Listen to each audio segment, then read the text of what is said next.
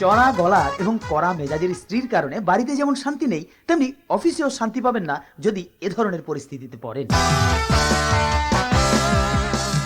এই কি করছো? কি ব্যাপার, হুট করে তুমি অফিসে চলে এলে যে? ভাবলাম তোমার ছুটির সময় হলো, একবারে যাবার সময় মার্কেট হয়ে যায়, নইলে উল্টো আসা হবে। May I come in sir? Yes, come in. লোকটা এত জোরে কথা বলে কেন? কানে কম শোনে তো। কিছু বলছিলেন স্যার? না না, এত ফাইল কিসের? স্যার এগুলো স্টাফদের ফাইল স্যার, ওই ওভারটাইমের বিল। ও আচ্ছা আচ্ছা আচ্ছা, ঠিক আছে ঠিক আছে, দাও দাও দাও। উনি কে স্যার?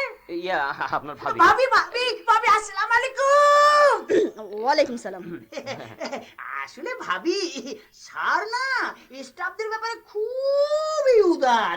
সেদিনও স্যারের নতুন সেক্রেটারি মিস চম্পা, ওনার একটু মাথা চক্কর ছিল, তো স্যার না কি আদর যত্ন করলেন।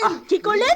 আদর যত্ন, নিজের হাতে বাতাস করলেন, আচ্ছা। অফিসের শেষে নিজে গাড়িতে করে নিয়ে গিয়ে চাইনিজের স্যুপ খাওয়ালেন, তারপর রাত্রে বাসায় পৌঁছে দিলেন। চম্পা আপাতত স্যার স্যার এখন আর কিছুই বোঝে না, শুধু sir sir sir sir sir sir sir sir করতে লাগে।